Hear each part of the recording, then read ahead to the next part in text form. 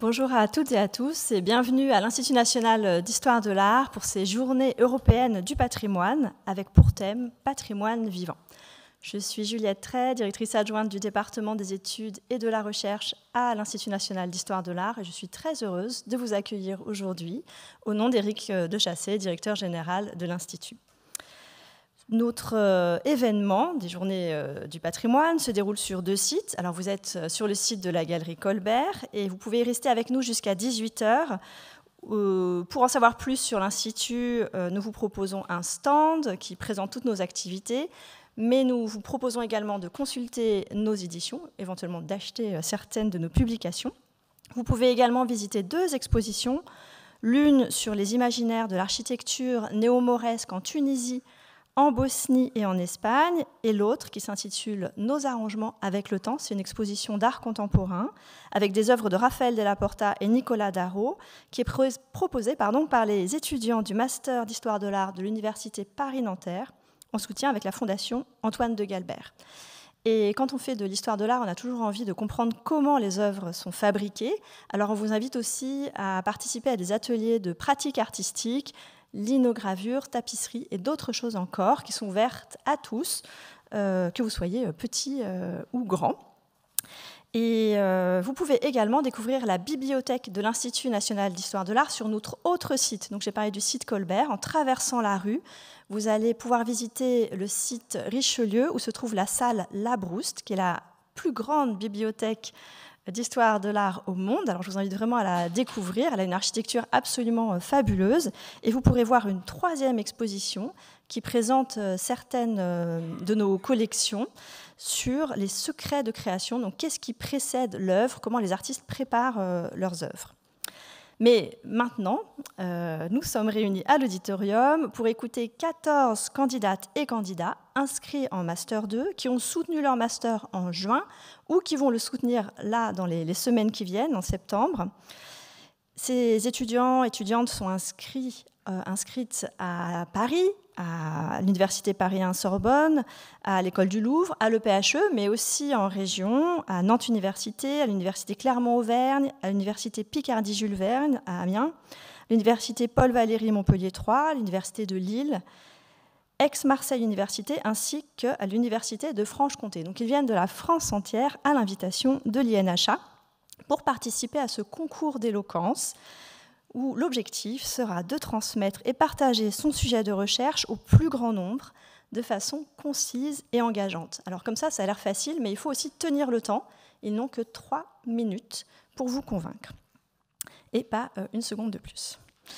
Donc ces candidates ont bénéficié d'une formation à la prise de parole organisée et offerte par l'INHA et je voudrais remercier Mathilde Desbois de la Roche qui a assuré la coordination de cette formation et l'accueil des candidates et candidates à l'Institut. Alors aujourd'hui, ces candidates et candidates concourent pour 3 prix. Tout d'abord, 2 prix qui vont être distribués par le jury de l'INHA, 2 prix qui sont chacun d'un montant de 1 000 € et que nous pouvons attribuer avec le soutien d'Étienne Breton pour Saint-Honoré Art Consulting Paris et de la Fondation pour l'art et la recherche.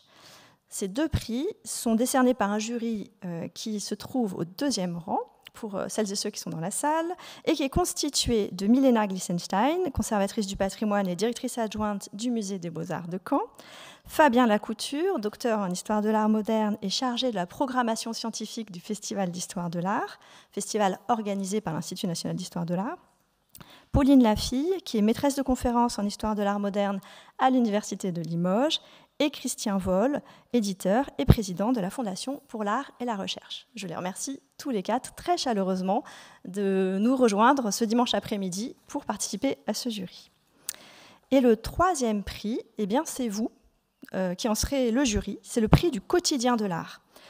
Donc, que vous soyez sur place ou en ligne, puisque ce concours est retransmis en direct sur la chaîne YouTube de l'Institut national d'histoire de l'art, vous pouvez voter pour votre candidat ou votre candidate préférée. Vous pourrez voter, si je ne me trompe pas, jusqu'à 16h.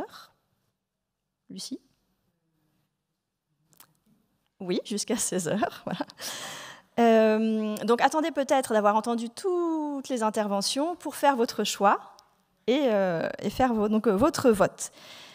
La personne que vous aurez retenue, que vous aurez désignée par votre vote, verra son texte, le texte de son intervention, publié dans le quotidien de l'art et gagnera 1 an d'abonnement. Donc c'est la gloire et le savoir qui seront donc accessibles à ce lauréat ou cette lauréate. Mais grâce à notre partenaire, le quotidien de l'art, tous les participants et toutes les participantes recevront 3 mois d'abonnement à la publication.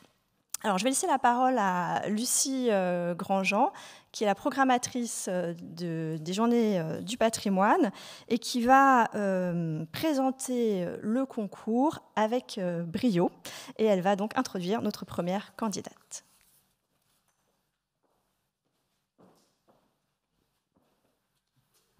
Merci beaucoup Juliette, merci à tous d'être là. Alors comme vous l'avez compris, je n'ai pas beaucoup de responsabilités aujourd'hui. Je vais introduire chacun des candidats et chacune des candidates. J'aurai seulement la responsabilité de devoir les arrêter s'ils dépassent les 3 minutes et c'est toujours très difficile. Donc j'espère qu'ils vont tenir leurs 3 minutes. Donc pour commencer, nous allons accueillir Manon Boutin, qui était étudiante à Nantes Université, pour un mémoire intitulé « Les gestuels de l'effroi sur la céramique attique des 6e et 5e siècles avant notre ère ». Bonjour à tous. Pour ouvrir cet après-midi, je vous propose d'aborder un sujet des plus réjouissants, car pendant ces quelques minutes, nous allons parler d'effroi, de terreur, et plus généralement de peur, et de la manière dont elle s'exprime sur la céramique athénienne des 6e et 5e siècles avant notre ère. Dans l'art, quand on pense aux émotions, on s'imagine d'abord qu'elles se lisent sur les visages et les expressions. On imagine des yeux écarquillés, des sourcils levés et des bouches déformées d'horreur. Mais comme souvent, avec les images attiques, il est nécessaire de changer quelque peu de perspective et de déplacer son regard. En effet, dans cette imagerie, rares sont les peintres qui ont tenté de rendre les émotions de cette manière. Mais si l'on ne peut discerner les émotions sur les visages, ou alors eh bien dans les gestes. Ce sont les corps, les attitudes, les postures et les mouvements qui se font porteurs des dispositions intérieures des personnages peints. Et c'est par eux que les imagiers donnent à voir les relations qui unissent les protagonistes et insufflent vie au récit. Maintenant que nous savons où regarder, arrêtons-nous sur ce qui effraie. Peut-être pensez-vous aux monstres mythiques, aux hybrides des récits héroïques, cerbères, chimères et autres hydres. Il n'en est rien, ou presque pas. Ce qui terrorise dans l'espace figuré, ce sont les agressions sexuelles, les agressions physiques, les métamorphoses, les mises à mort. En somme, les atteintes à l'intégrité physique. Réjouissant, non ? Les victimes effrayées de ces actes violents sont en grande majorité des femmes. Rien d'étonnant à cela, car dans le monde grec, la peur est pensée du côté du féminin et elle s'oppose au courage qui, lui, est viril par nature. Et pourtant, il n'est pas rare dans les images de voir s'enfuir des hommes terrorisés, bras levés, mains ouvertes, doigts écartés, laissant parfois échapper un objet dans un frisson d'effroi. C'est notamment le cas sur le vase que vous voyez derrière moi. On y aperçoit Héraclès déchaîner toute sa violence contre le pharaon Busiris et ses prêtres égyptiens. S'ils peuvent être dépeints dans de telles attitudes, c'est que ces hommes, à l'instar des femmes, appartiennent à la catégorie de l'altérité. Et si les peintres leur attribuent une gestuelle féminine et donc disqualifiante, c'est qu'ils ont commis un acte transgressif, un crime, en tentant de sacrifier Héraclès sur l'autel. Ainsi, à la punition violente du héros, s'ajoute la punition visuelle, celle d'une gestuelle dégradante, qui ridiculise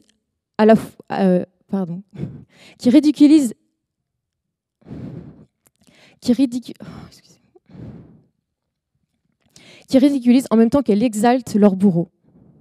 Vous l'aurez compris, les gestuelles de l'effroi sont toujours signifiantes.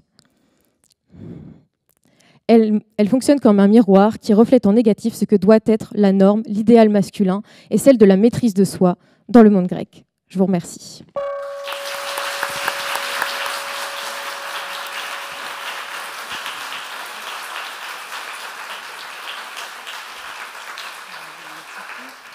Merci beaucoup Manon, c'est ce qu'on appelle finir sur le fil. Maintenant j'accueille Noah Buffavant, qui a soutenu son mémoire à l'université Paris 1 Panthéon-Sorbonne, intitulé « Le réseau transnational d'ateliers d'art graphique inspiré du taller Graphica Popular de Mexico dans la période de la guerre froide ». Je suis désolée pour mon espagnol.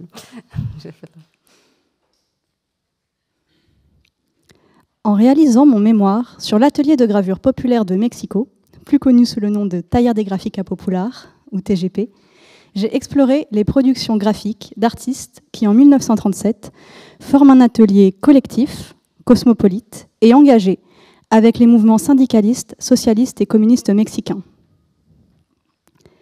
La bibliothèque Kandinsky à Paris en conserve un fonds exceptionnel qui m'a fait réaliser l'importante circulation internationale des artistes et des gravures du TGP. Cette circulation inspire la formation d'ateliers similaires en France, aux États-Unis ou en plusieurs pays d'Amérique latine, que j'ai choisi d'étudier en parallèle du TGP. Bien que la plupart ne durent que pendant les années 1950, j'ai parcouru une chronologie englobant toute leur période d'activité qui s'étendent sur l'ensemble de la guerre froide.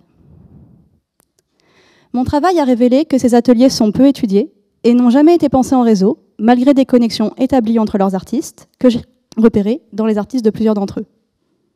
En effet, le TGP façonne son réseau en entretenant des relations longues avec les artistes étrangers qu'il a inspirés.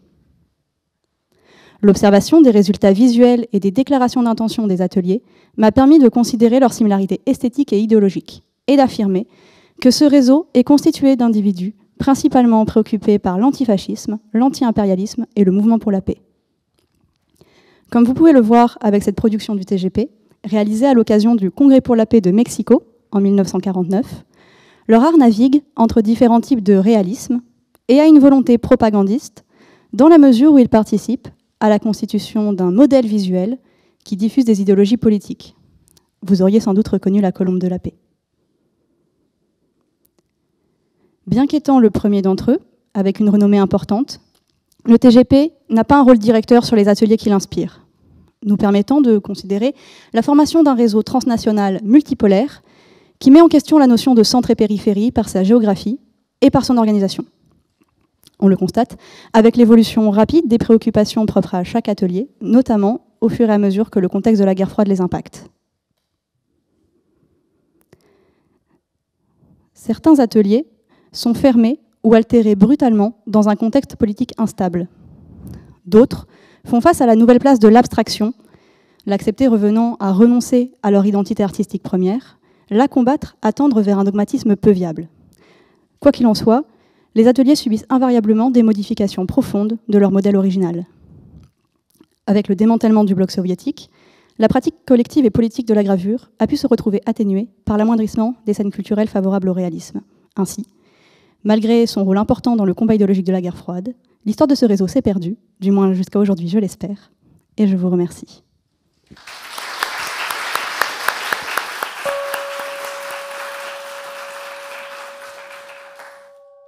Merci beaucoup. J'accueille maintenant Clara Cazobiel, qui a fait aussi son master à l'Université Paris 1 Panthéon-Sorbonne à propos de l'île-musée de Naoshima, dynamique spatiale, innovation muséographique et pratiques artistiques in situ. Bonjour à tous. J'ai 180 secondes aujourd'hui pour interroger votre rapport au musée, à son espace et à sa visite. Mes recherches, qui se situent entre l'histoire de l'art et la muséologie, ont pour objectif de redessiner les enjeux contemporains du musée, et plus particulièrement ses dynamiques spatiales. Pour cela, je vous emmène donc sur l'île-musée de Naoshima, au cœur de la mer intérieure du Japon, qui héberge depuis 1985 un grand projet mêlant art, architecture et nature. Que se cache-t-il donc sur l'île-musée de Naoshima ? Eh bien, principalement, vous l'auriez compris, des musées, mais pas n'importe lesquels, puisque ceux-ci ont pour objectif de remettre en question le modèle traditionnel du musée et son espace. Conçus pour la plupart par l'architecte célèbre Tadao Ando, ces musées s'intègrent dans le paysage et offrent aux artistes et à leurs œuvres de nouveaux cadres d'exposition. Les expériences proposées par ces musées sont multiples, et mon objectif est de montrer ces nombreuses expériences. Par exemple, dans un des musées qui est encastré dans la falaise, on peut admirer les nymphéas de Monet, éclairés uniquement avec de la lumière naturelle. On peut aussi se promener dans les galeries extérieures du musée, comme vous pouvez le voir dans cette photo, où les œuvres répondent à l'architecture et au paysage. Les musées de Naoshima sont donc un appel à la délectation, à l'expérience. Ce sont aussi des musées joueurs qui brouillent les frontières physiques et symboliques du musée. En effet, sur l'île musée de Naoshima, on trouve des œuvres partout. Dans la végétation luxuriante, sur les plages, dans les villages et même dans les maisons. La fondation Benesse Art Site Naoshima invite les artistes à s'exprimer dans et avec le contexte de création. C'est ce qu'on appelle l'art in situ, un art spécifique au lieu et qui est prédominant à Naoshima. La fondation, le Benesse Art Site Naoshima, nous invite donc à une question. Que venons-nous visiter ici? Le musée ou sa collection? Depuis 1990 et l'avènement d'édifices spectaculaires en guise de musée, tels que le musée Guggenheim à Bilbao, eh bien, c'est une question fondamentale en muséologie et c'est une des questions qui anime mon mémoire.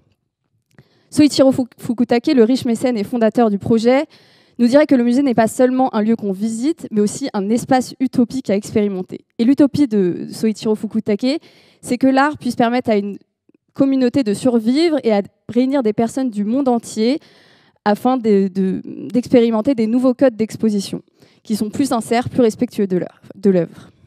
Néanmoins, la présence dans l'espace du musée n'est pas anodine. Elle est parfois contestée par ses habitants. Devenue attraction touristique, cette ancienne île de pêcheurs a donc vu ses codes et son identité changer. L'utopie de Naoshima nous montre donc l'évolution du rôle du musée, parfois force de proposition artistique, parfois acteur de notre société. Aujourd'hui, Naoshima continue d'être un laboratoire muséographique pour le XXIe siècle et je vais continuer de l'étudier. Merci beaucoup.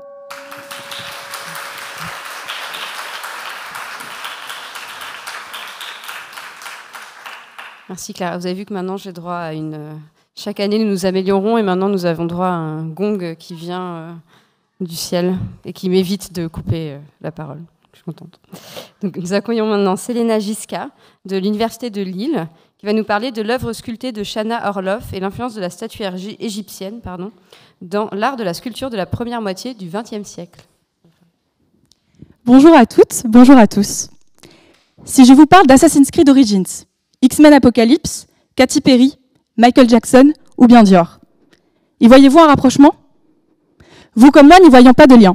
Et pourtant, ils ont tous un point commun. L'Égypte ancienne, ou plutôt son idéalisation ou son fantasme, qu'on appelle aussi égyptomanie. Eh bien oui, cette période de l'histoire ne cesse d'ancrer son essence dans notre société contemporaine. D'ailleurs, au cours du XXe siècle, de nombreux artistes en ont été impactés. Parmi eux, Shana Orloff, qui sur cette photographie fait face à la statue d'Horus au temple d'Edfou en Égypte. Shana Orloff est née en Ukraine, de confession juive. Elle arrive en France en 1910. Elle y côtoie Amadeo Modigliani, Claude Cahun, Chaim Soutine, Jean Cocteau, pour ne citer que. Sa renommée internationale lui permet d'obtenir la nationalité française et de recevoir la Légion d'honneur. Concernant son œuvre, elle intègre de nombreuses références à différentes périodes de l'histoire de l'art. Mais celle qui m'a le plus intriguée pour la réalisation de mon mémoire est la statuaire égyptienne ancienne. D'ailleurs, au cours d'une interview, elle dit « Le coup de foudre fut d'abord l'Égypte ». Suite à cette affirmation, je me suis donc posé la question: comment l'Égypte ancienne est-elle transcrite dans la statuaire égyptienne, chez les artistes modernes, et surtout, pourquoi elle fascine tant? Une des grandes raisons est l'aspect stylistique de la statuaire égyptienne ancienne. Les formes y sont lisses, les portraits aux lignes fines et quasi géométriques, ainsi que leur taille souvent monumentale, accordent un aspect magnétique. L'utilisation de pierres dures, comme le marbre ou le granit, conforme les artistes dans cette admiration, car le temps demandé pour tailler ce type de pierre est souvent long et difficile. Ce travail autour du style se transcrit dans 3 tendances chez les artistes modernes. La première concerne le mimétisme, porté par Alberto Giacometti dans ses croquis, et par le sculpteur animalier Matteo Hernandez, qui joue sur la composition et la matérialité de l'œuvre. Une deuxième tendance intègre les codes de la statuaire égyptienne ancienne, au profit d'une esthétique plus épurée, comme le fait Alexandre Archipenko avec Egyptian Motif en 1917. Enfin, certains artistes, à l'image du père de la sculpture égyptienne moderne, Mahmoud Mokhtar, et son Réveil de l'Égypte, ou bien Metavik Fuller, mêlent une esthétique art déco à différents sujets de l'Égypte ancienne. Un second texte de fascination se développe autour du spiritisme et de la momification, notamment en 1922 avec la découverte du tombeau de Toutankhamon par Howard Carter, qui plonge le monde dans une toute mania sans équivoque. Ces années de recherche et de découverte ont alors profité aux artistes et plus largement à la population. Et ont de plus accentué cette égyptomanie qui semble s'être transformée en une frénésie hypnotique au fil des décennies de cette Égypte ancienne. Je vous remercie.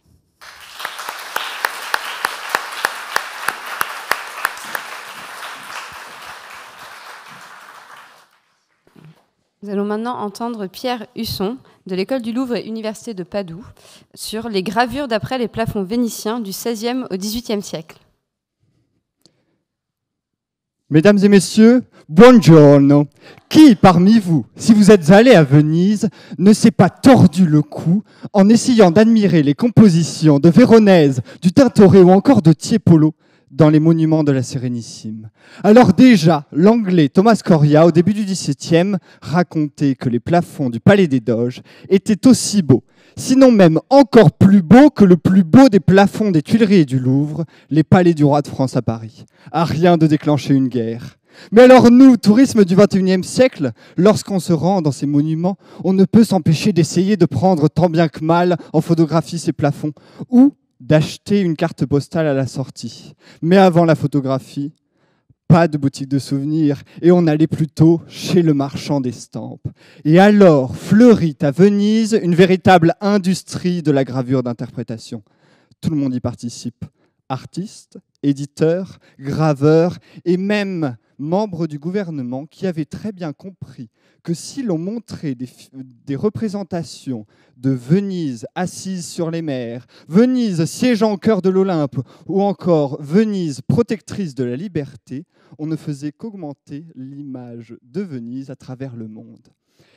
Eh bien, je vous vois tous dubitatifs. Vous vous posez tous la question, comment fait-on seulement avec du noir et du blanc, les procédés de la gravure, pour reproduire l'essence même de la peinture vénitienne, la couleur? Eh bien, pour cela, je vais vous parler de la gravure qui se tient à mes côtés. Elle a été gravée par un très jeune artiste. Il avait seulement que 25 ans à ce moment-là. Il s'appelle Francesco Chiarottini. Il a pris un cuivre de 80 cm de haut et s'est mis à graver le plafond de l'église Santa Maria della Pietà à Venise, peint par Giambattista Tiepolo. Pour chaque texture, il prend un trait différent. Par exemple, pour les rayons de lumière, il utilise des traits très fins, très léger. Pour les ailes des anges, des virgules, ou encore pour les chairs des personnages, des petits points.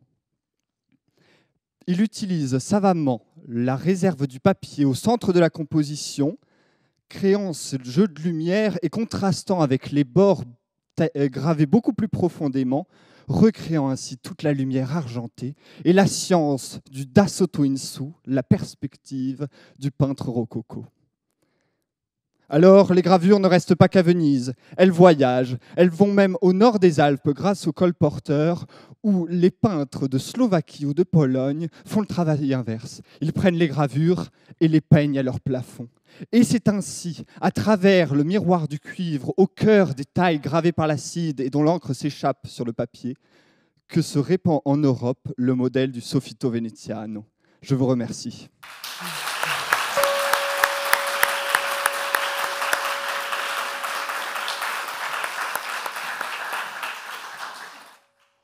Merci beaucoup. Ce que je ne savais pas, c'est que je ne respire pas pendant les 30 dernières secondes. Voilà.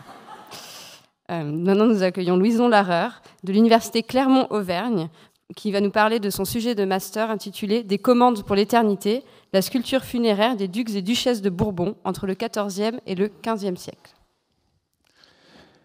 Mesdames, Messieurs, bonjour. Des commandes pour l'éternité.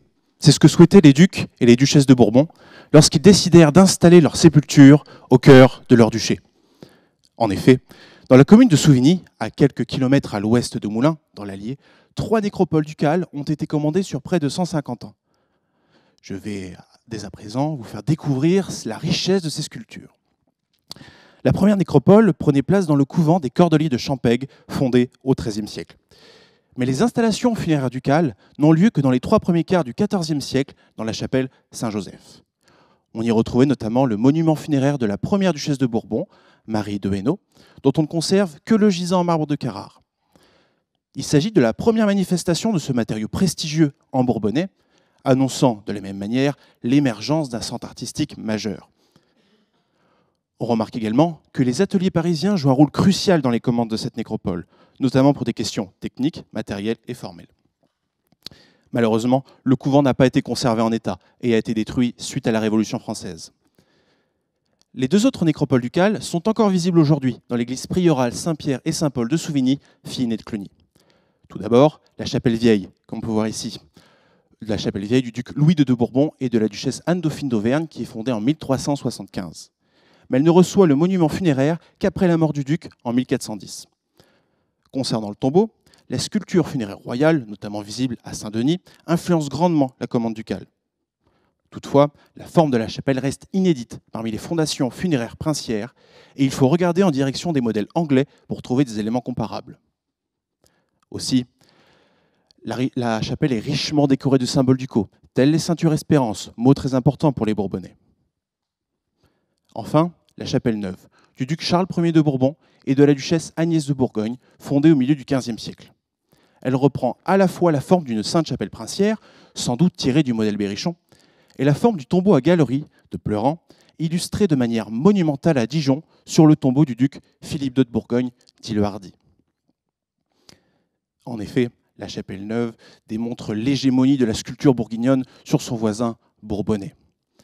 Toutefois, l'on constate qu'il y subsiste des éléments locaux, tels des symboles ducaux.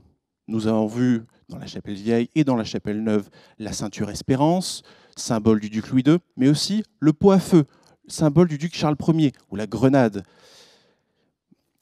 Ainsi, ces trois nécropoles démontrent les évolutions des processus de création et de commande entre le XIVe et le XVe siècle en Bourbonnais. Pour finir, nous évoquerons les échanges artistiques, l'ampleur de ces échanges artistiques, aussi bien au niveau local, du royaume, que du continent. Je vous remercie de votre attention.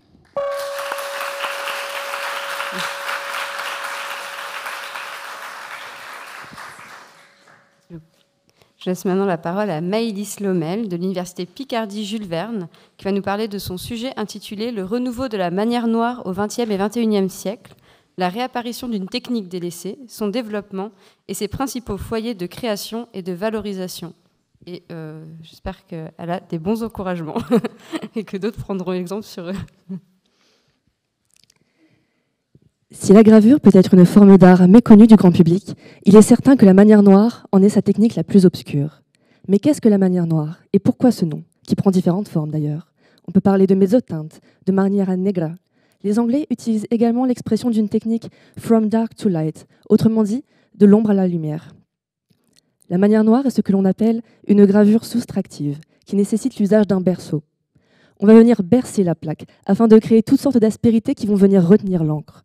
Tant et si bien que si l'on venait à l'imprimer à ce premier stade de la création, nous obtiendrions un fond intégralement noir. Nous utilisons ensuite toutes sortes d'outils tels le brunissoir afin de venir polir la surface et créer les motifs, les révéler au moyen de toutes sortes de dégradés qui sont si chers à ces artistes que l'on appelle des mélanographistes. Mon travail consistait à réaliser l'état des lieux du développement de la manière noire à l'époque contemporaine. Tout d'abord en émettant diverses hypothèses quant à sa disparition au fil des siècles, puis d'autres quant à sa réapparition au XXe. Au fil de mes recherches sur ce monde, j'ai pu identifier l'existence de 3 foyers essentiels à son développement. Tout d'abord la France et l'Europe, puis les États-Unis et l'Amérique du Nord, et enfin le Japon et l'Asie de l'Est. Mais la manière noire est surtout riche de ses artistes. Ainsi, pour chacun de ces 3 foyers, j'ai choisi d'étudier le parcours de 10 artistes, qu'ils soient pionniers comme Mario Avatti, expérimentaux tels Via Kelmins, ou encore novateurs, par leur approche, leur technicité ou leurs motifs. Nous pourrions citer Frédéric Merschimer, Katsunori Amanishi ou encore Kiyoshi Hasegawa. J'ai également eu l'occasion de m'entretenir avec des artistes actuels, comme Tushar Sai, qui est un artiste indien dont j'ai découvert le travail sur les réseaux sociaux. Un outil peu conventionnel, je vous l'accorde, mais qui est nécessaire lorsque l'on travaille sur la diffusion d'un art au XXIe siècle. Ensuite, il était question d'étudier les différents foyers de valorisation, à travers l'étude des institutions muséales, la compréhension de la philosophie japonaise et leur rapport à l'art. Et il s'avère que la manière noire a su, peu à peu, conquérir une scène artistique qui ne lui avait que trop souvent fermé ses portes.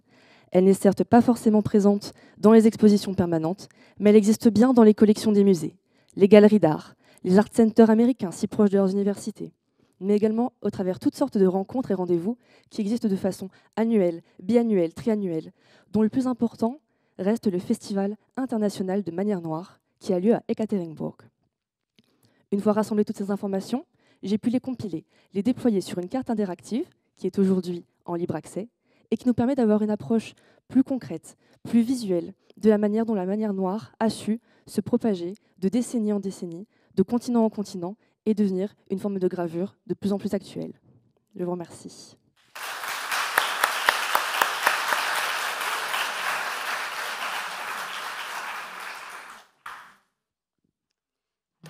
Je vais maintenant laisser la parole, que je ne perds pas, à Agnès Macoin de l'Université Aix-Marseille pour un sujet intitulé « Les objets d'histoire dans l'œuvre de Zineb Sedira, Amina Menia et Katia Kameli, dérives mémorielles algériennes et françaises, une pensée postcoloniale ». Bonjour. Bonjour mesdames et messieurs. Souvenirs d'enfance, récits de nos parents ou de nos grands-parents, s'ils osent dépasser la barrière du silence, telle est la mémoire individuelle. La mémoire collective se veut souvent héroïque, glorifiante, et parfois la mémoire personnelle n'épargne aucune souffrance. Je vais vous demander aujourd'hui de dériver avec moi et de plonger dans les mémoires algériennes et françaises grâce à la création artistique contemporaine. Amina Menia dit « Les histoires de l'art sont toujours plus belles que les histoires d'amour ». Voici une histoire de l'art. C'est l'histoire d'un profond respect de la part d'un artiste envers l'œuvre d'un confrère. À Alger, ce monument en cache un autre. Mohamed Issiakem, icône de l'art moderne algérien, reçoit une commande de l'État. En 1978, il doit effacer un objet témoin de la colonisation française et en ériger un nouveau célébrant l'indépendance de l'Algérie. Pourtant, Issiakem ne peut se résoudre à déboulonner une œuvre de Paul Landowski, célèbre sculpteur que vous connaissez tous à travers le Christ rédempteur de Rio de Janeiro. Il choisit de recouvrir et de protéger le monument d'un sarcophage de béton blanc. Cependant, un coup du sort, une fissure dans le sarcophage dévoile un palimpseste étonnant, une double écriture, lors du 50e anniversaire de l'indépendance. Amina Menia décide de s'y engouffrer, de faire œuvre et se positionne ainsi en 3e génération d'artistes.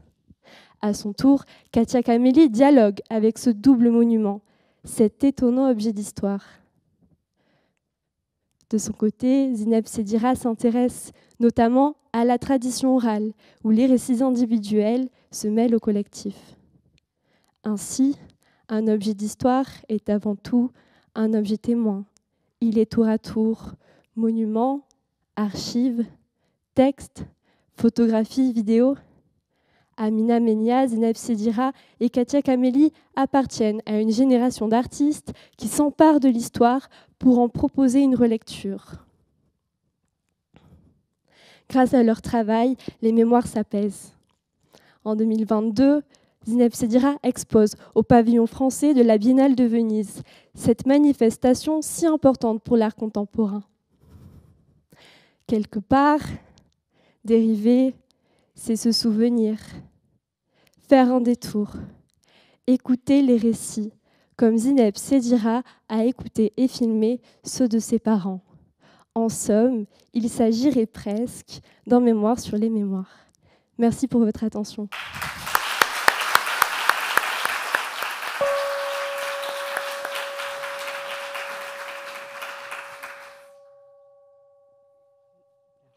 Je m'éloigne de mon micro.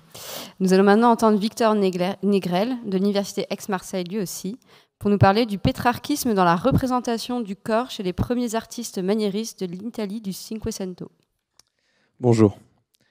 Il y a des rencontres dont le souvenir est si impérissable qu'il grave la mémoire du commun, dépassant parfois l'existence même de ceux qui l'ont vécu. Aux origines de mon sujet de mémoire, il y a l'une de ces rencontres. Le 6 avril 1327, entre 6h et 9h du matin, un jeune homme croise une jeune femme dans les jardins de l'église Sainte-Claire d'Avignon. Ce jeune clerc italien, toscan, se nomme Francesco Petrarca, et cette jeune femme, c'est évidemment Laure, la muse de celui qu'elle changea en poète. Car c'est à partir de cette vision que se construit l'un des plus grands chefs-d'œuvre de la littérature occidentale, un recueil de 366 sonnets, fruit de 45 années de travaux introspectifs, le Canzoniere. L'ouvrage connaît un succès immédiat et poursuit sa renommée à travers l'Europe, jusqu'à Venise, où, près de 2 siècles après la mort de son auteur, il prend enfin la dimension qui est la sienne. Dans les dédales de la cité des Doges, cardinaux, philosophes et écrivains romanesques entendent l'écho de la pensée de Pétrarque. Ils reconnaissent, à travers les vers du chansonnier, le discours d'un homme face à ses passions, contemplant le monde et avide de sérénité. C'est à Venise que se rejoignent ces penseurs dans des groupes qui bientôt se nomment humanistes. Dans ces groupes, ils ne font pas que penser, bien sûr, mais ils échangent, ils écrivent, et parfois ils chuchotent même à l'oreille des artistes de leur temps. Raphaël, Giorgione, Michel-Ange, Titien. La Sérénissime abrite alors une nouvelle école, c'est celle des pétrarchistes. Une philosophie qui s'intègre parfaitement à un mouvement artistique nouveau, le maniérisme, où la chair des héros antiques et modernes devient le reflet de la pensée humaine. C'est à travers ces œuvres que le corps cesse de n'être qu'un relatif, l'objet par lequel passe l'idée, pour enfin devenir substance, c'est-à-dire l'incarnation véritable de la pensée humaine.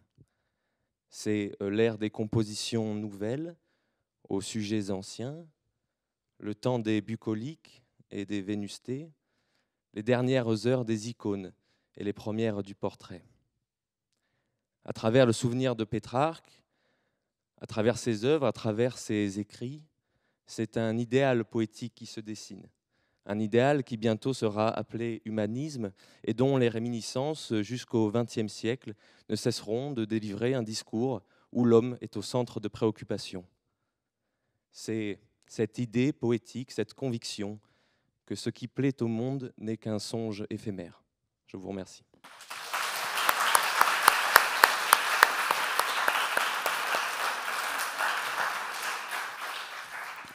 Merci beaucoup, Victor. J'accueille maintenant Laura Perrin de l'Université de Franche-Comté, qui va nous parler de l'enseignement des arts en Haute-Saône au XIXe et XXe siècle, les moulages conservés des établissements de Vesoul. Vesoul, octobre 1870. Vous êtes élève à l'école de dessin, municipale et gratuite, et vous suivez un cours du soir. Dans ce cours du soir, vous apprenez à dessiner d'après la bosse. D'après la bosse, c'est-à-dire qu'on dessine les moulages en plâtre qui se trouvent devant nous. Puis vous rentrez chez vous. Et en rentrant chez vous, vous entendez une rumeur. L'armée prusse arriverait en Haute-Saône. Et effectivement, quelques jours plus tard, vous ne pourrez plus remettre les pieds dans votre école, l'armée ayant pris possession des locaux et s'étant accaparé le mobilier. Durant plus d'une année, les élèves de l'école de dessin n'ont donc pas pu suivre leur cours de dessin avec leur professeur Victor Jeannet.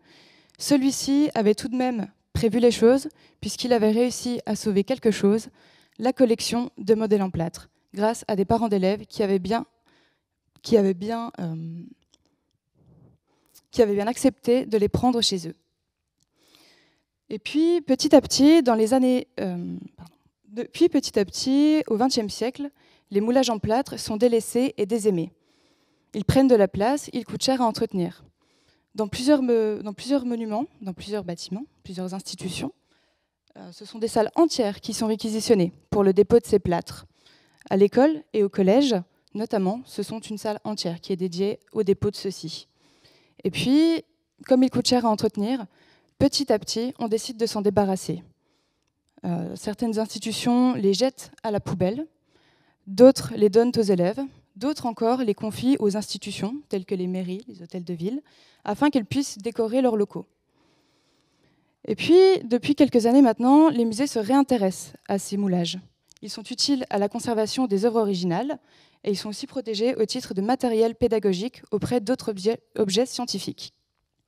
Dans cette logique, et à Vesoul, depuis 2003 et ce jusqu'à 2023, ce sont 106 plâtres qui ont été redécouverts dans les greniers des institutions.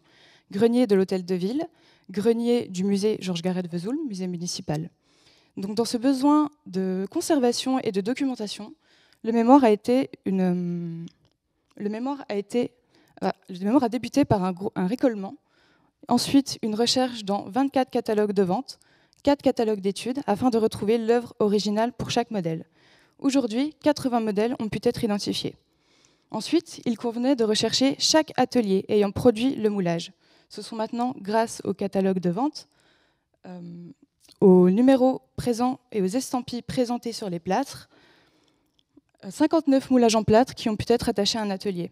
Et puis, grâce aux étiquettes présentes sur ceux-ci, ce sont 33 qui ont pu être attachés à un établissement vésulien, puisqu'il y avait 6 établissements où l'on dispensait les cours de dessin. Alors, si vous trouvez un moulage en plâtre dans votre grenier, ne le jetez pas à la poubelle, il a peut-être survécu à bien plus que vous ne le pensez.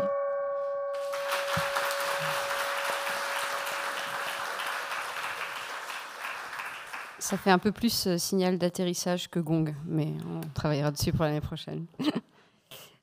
Donc maintenant, nous allons accueillir Thomas Rémy de l'Université Paul Valéry Montpellier 3, je ne sais pas dire bêtise, et l'Université de Rome La Sapienza pour nous parler de l'œuvre sculptée de Baccio Bandinelli, le parcours d'un artiste courtisan de premier plan à la recherche du corps maniériste.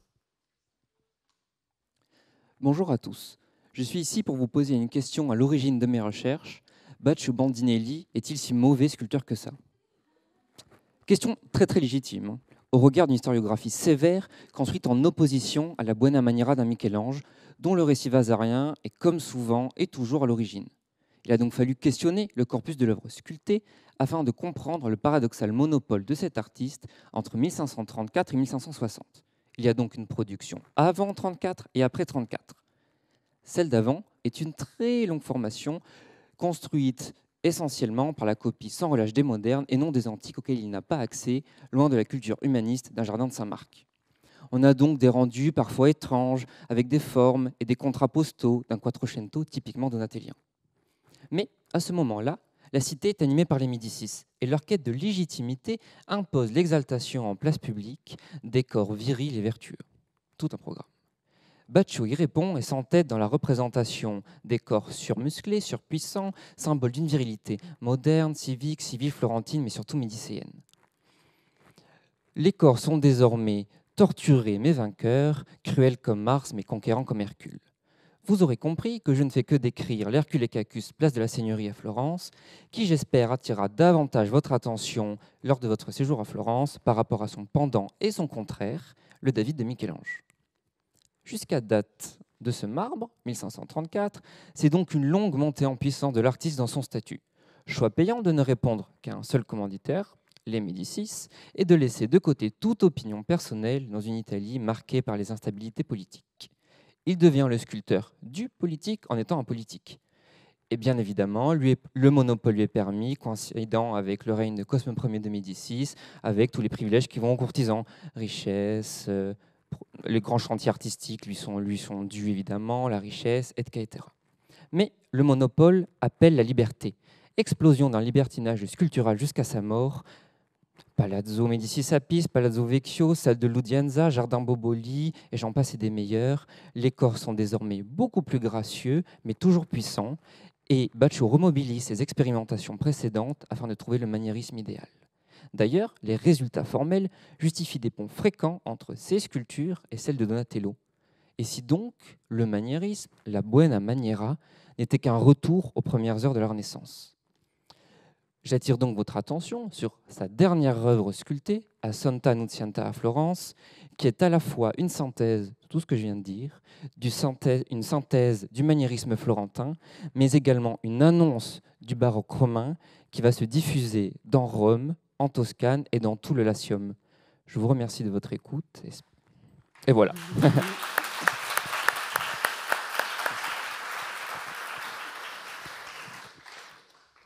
Nous allons maintenant entendre Marine Saucier de l'École du Louvre qui va nous parler de son sujet de mémoire intitulé « Icône et martyr de la puissance néerlandaise, la figure du dodo dans les arts néerlandais au XVIIe siècle ». Je n'ai pas ri en le disant. Mesdames et messieurs, sauriez-vous me dire quelle est cette étrange créature? Difficile, n'est-ce pas? Et comment? Puisqu'il s'agit d'une écrevisse à tête de dodo, sûrement la première que vous voyez de votre vie. Si les écrevisses sont présentes dans un certain nombre de tableaux au XVIIe siècle, le dodo, lui, l'est beaucoup moins. Cet oiseau, originaire de l'île Maurice, est aujourd'hui devenu l'icône des espèces animales disparues ou en voie d'extinction. Mais saviez-vous que les artistes néerlandais se sont emparés de son image juste après sa découverte? Les premiers à s'y atteler sont ceux présents à bord des navires marchands lors des expéditions maritimes néerlandaises et dont la mission est de représenter à des fins documentaires toutes les merveilles qui se présentent à leurs yeux. Cela dit, les artistes n'ont pas besoin de se rendre jusque dans l'océan Indien pour observer la bête, puisque le dodo voyage. L'empereur du Saint-Empire germanique Rodolphe II, notamment, en possède un au sein de ses collections de Naturalia. C'est dans ce contexte que les artistes invités à la cour de Prague ont pu observer l'animal avant de l'intégrer dans leur composition. La présence du dodo dans la peinture reste limitée à une iconographie propre au XVIIe siècle. Il apparaît essentiellement dans des scènes visant à exalter la beauté et l'harmonie de la nature, tout en donnant une vision particulièrement fantasmée de l'ailleurs.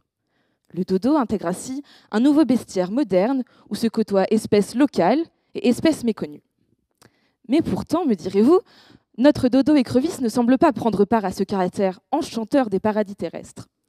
En effet, l'exploitation de l'iconographie de cet animal pourtant inoffensif fait l'objet d'une diabolisation, à des fins aussi bien formelles qu'iconographiques. Son image dans cette représentation de la tentation de Saint-Antoine par Roland de Sévry fait l'objet d'une diabolisation. Le dodo allié à l'écrevisse forme une créature maléfique. Par ailleurs, artistes et scientifiques n'hésitent pas à accentuer les caractères anatomiques particuliers de l'animal en le représentant souvent bien plus gras qu'il ne l'est en réalité, dans des compositions parfois monstrueuses, en faisant même un emblème de la gourmandise. Cette vision plus globale nous permet finalement de faire le bilan de ce que les images du dodo nous montrent, mais aussi de ce qu'elles ne nous montrent pas. Derrière l'établissement d'une iconographie riche, souvent fantaisiste et fantasmée, se cache une réalité tout autre, celle de l'extinction de l'espèce. L'image du dodo au XVIIe siècle est d'abord celle d'une icône, célébrant l'exotisme, mais aussi les bénéfices de la Compagnie néerlandaise des Indes orientales. Si l'image du dodo ne témoigne pas du sort que subit réellement l'animal, c'est parce que les Néerlandais, au travers de ces représentations, cherchent à faire de l'île Maurice un Éden terrestre qui pourrait participer à l'élaboration de ce récit national, et dont le dodo serait l'habitant emblématique, à la fois icône et martyr. Je vous remercie.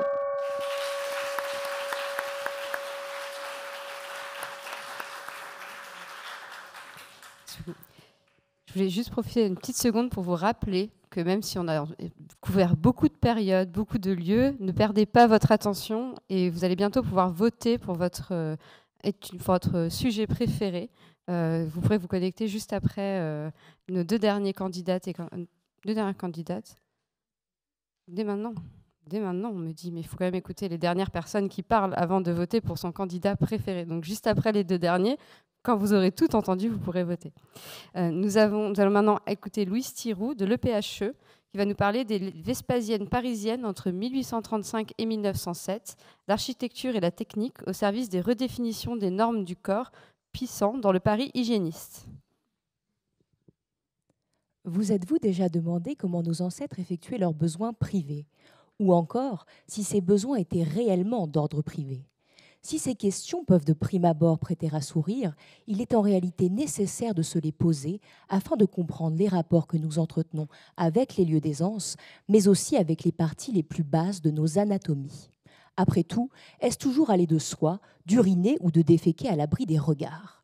Cette plongée dans l'infraordinaire, à savoir ce que nous vivons sans même y penser, constitue le fil rouge de mon travail de recherche.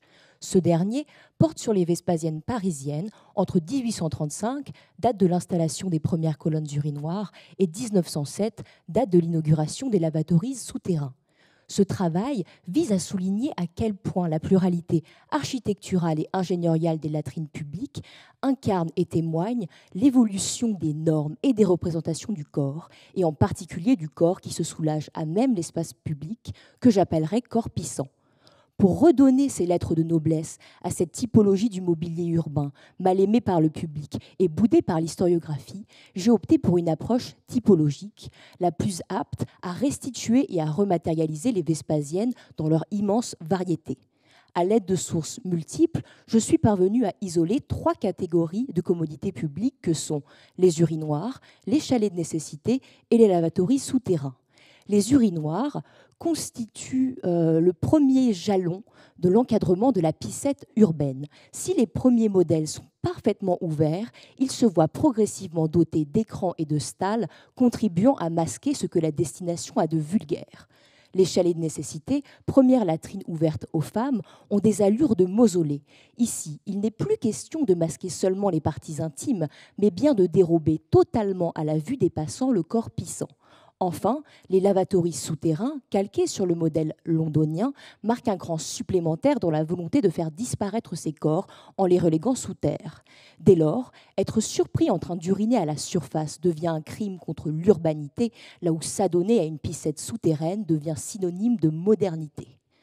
À la fois témoin des évolutions du monde de l'ingénierie et de l'architecture et agent de diffusion d'exigences renouvelées de la pudeur, les Vespasiennes, aujourd'hui détruites et ou réaffectées, n'ont guère plus que le statut d'image. Mais quelles images?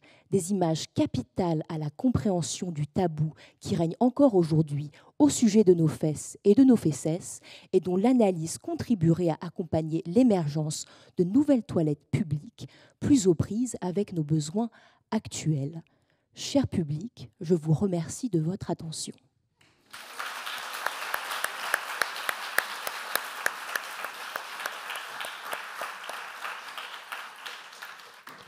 Et maintenant, nous allons entendre Anne-Sophie Varenne de Nantes Université sur les dalles funéraires micro-architecturées de l'ancien duché de Normandie au bas Moyen-Âge, entre le XIIIe et le XVe siècle. Bonjour à tous. Attirés par la grandeur des édifices gothiques, leurs élévations ou encore leurs vitraux, nous oublions de regarder le sol que nous foulons. Ce que je vous propose aujourd'hui, c'est de diriger notre regard vers le dallage de ces édifices afin de nous intéresser à des objets très souvent méconnus et oubliés, les dalles funéraires médiévales. Une dalle funéraire, aussi appelée plate-tombe, est comme son nom l'indique, une tombe plate, contrairement aux autres sépultures dites levées, comme les gisants en ronde-bosse. Elles sont placées ad ecclesiam, c'est-à-dire au cœur de l'édifice religieux, incorporées directement dans le sol, constituant en partie le dallage, et de ce fait, elles sont destinées à être piétinées. Pour se distinguer des autres éléments de pavement, les dalles funéraires sont le support d'une iconographie gravée. Dans le cadre de ma recherche, c'est précisément cette iconographie gravée qui m'a intéressée, plus particulièrement l'iconographie micro-architecturée des dalles funéraires. En d'autres termes, je me suis intéressée à l'architecture figurée encadrant le défunt, comme nous pouvons le voir ici, sur la dalle funéraire de Marie Guérande de Montdidier, datée aux environs de 1317. Mes questionnements étaient les suivants. Lors de la commande, qui fait le choix des éléments micro-architecturés qui figurent sur la dalle?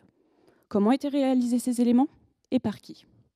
Mais surtout, dans quel lieu le défunt est-il représenté sur sa dalle, à l'heure de sa mort et pour l'éternité? Excusez-moi.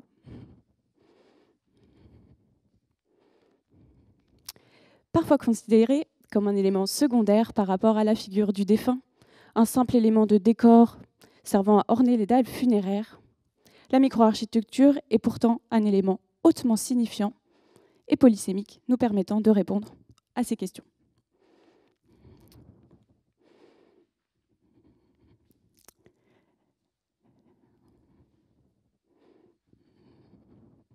Excusez-moi.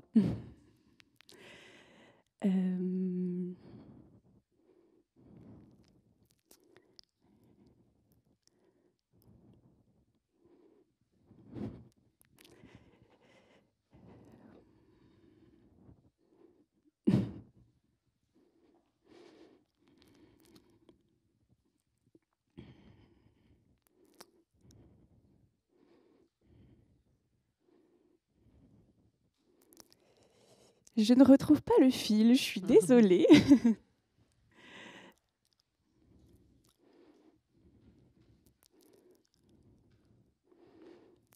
La micro-architecture est un élément hautement signifiant. Tantôt le reflet de la Jérusalem céleste, du paradis ou de sa porte, tantôt le reflet de la réalité constructive, la micro-architecture revêt de multiples sens. Je vous remercie de votre attention.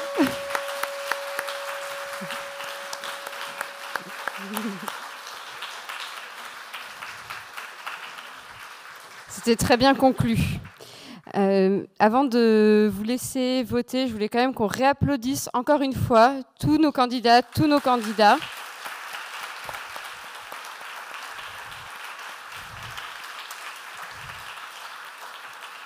C'est un exercice qui leur a demandé beaucoup de travail, qui demande beaucoup de synthèse, qui demande beaucoup de courage aussi, hein, parce que c'est pas très agréable d'être sous ces spots très chauds pendant très longtemps.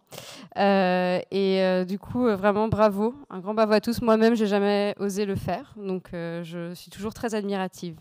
Donc je vous laisse maintenant aller sur le site internet de l'INHA. Je crois, si vous me faites signe que c'est ça, qu'il y a des QR codes pour le Wi-Fi. Non, c'est directement sur le site. Si, il y a des QR codes. J'ai des injonctions contradictoires.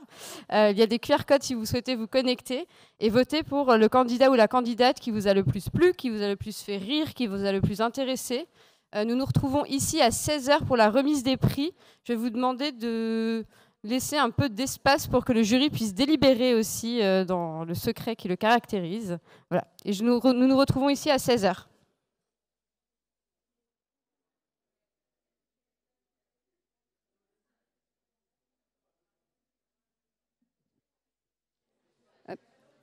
C'est bon, vous m'entendez? Alors je suis désolée, je vais faire durer le suspense un tout petit peu plus longtemps. Je voulais quand même reprendre un peu la parole avant l'annonce des résultats. Je voulais remercier encore tous nos participants, toutes nos participantes, le service des manifestations, le service des moyens techniques, notre jury et vous tous qui avez été aujourd'hui notre jury.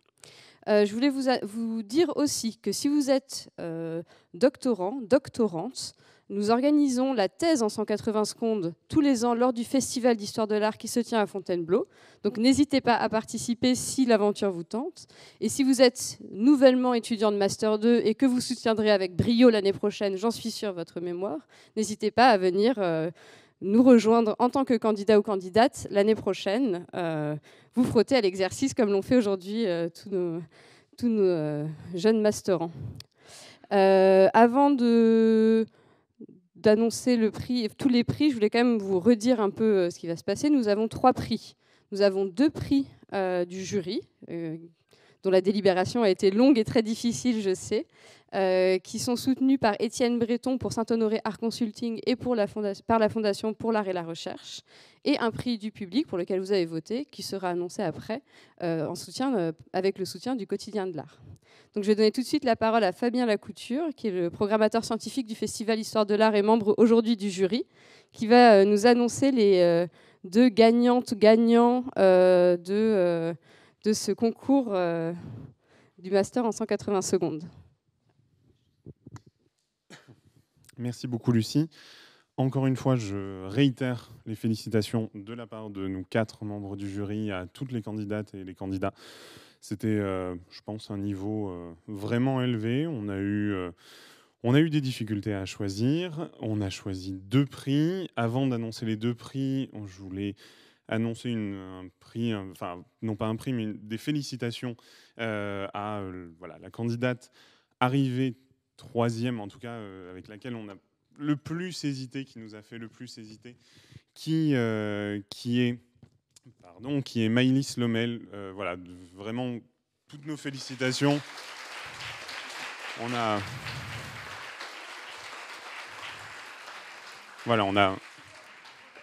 vraiment... et son sujet sur le renouveau de la manière noire au XXe et XXIe siècle, la réapparition d'une technique délaissée, son développement et ses principaux foyers de création et de valorisation. Ça s'est joué un tout petit peu, mais vraiment toutes nos félicitations de notre part à tous les 4.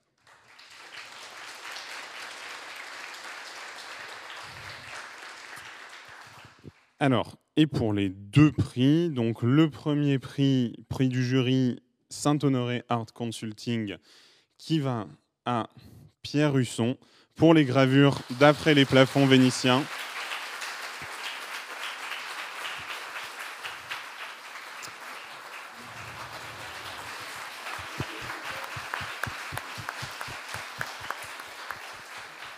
Je redonne votre sujet, les gravures d'après les plafonds vénitiens du XVIe au XVIIIe siècle. Bravo, toutes nos félicitations.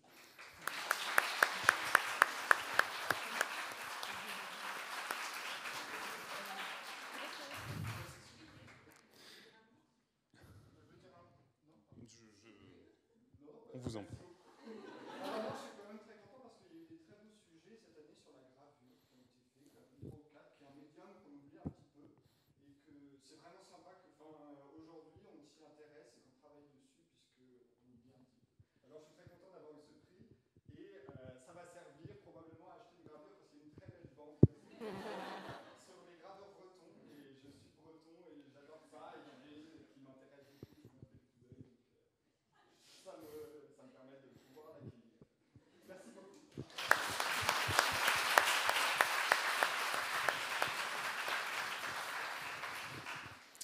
Et l'autre prix, le second prix, qui est le prix du jury de la Fondation pour l'art et la recherche, qui est attribué donc à Louise Thiroux pour les Vespasiennes parisiennes.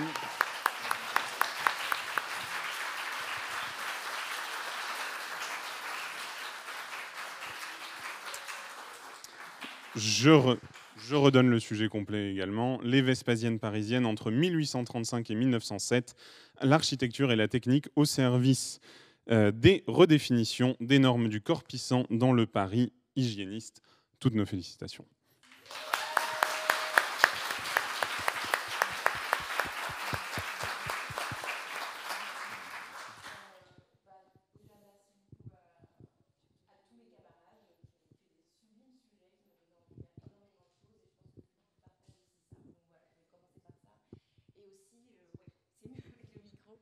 Et aussi, je trouve ça vraiment formidable de pouvoir mettre en avant ce genre de sujet qu'on peut juger comme ça de prime abord, un peu, voilà, des sujets un peu triviaux, pas très nobles.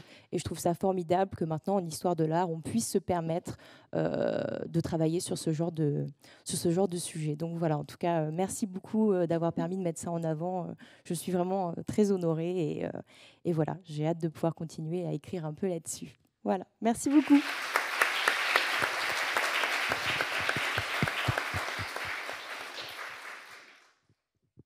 Merci Fabien.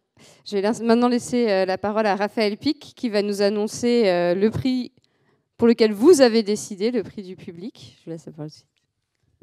Merci, bonjour. On a un partenariat depuis déjà quelques années avec le concours et je suis vraiment séduit par le nombre de choses que j'apprends à chaque fois. Ça me donne la dimension de mon ignorance.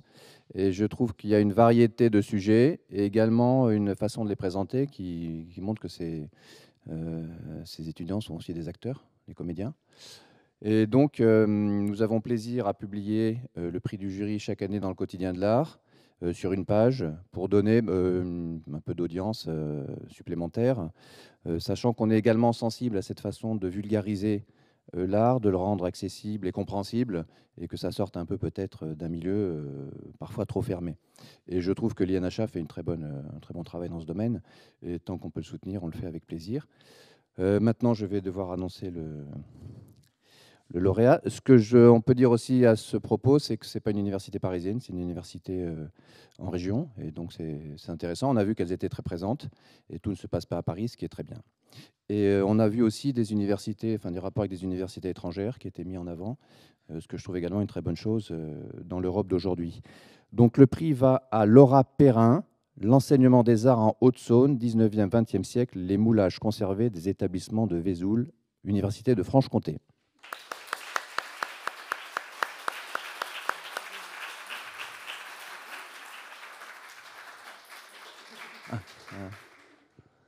Voilà, je vous cède la parole. Merci. Merci beaucoup. Vous avez dû le remarquer, mais je ne suis pas très à l'aise à l'oral. Mais visiblement, les moulages ont plu et je suis contente puisque c'est quelque chose de niche qui a été beaucoup détruit. Et ma directrice de recherche lance beaucoup de projets vis-à-vis de ça qui ont du mal à se faire financer. Donc si ça a pu faire un peu de visibilité, je la remercie. Je remercie Sophie Montel. Et je suis contente.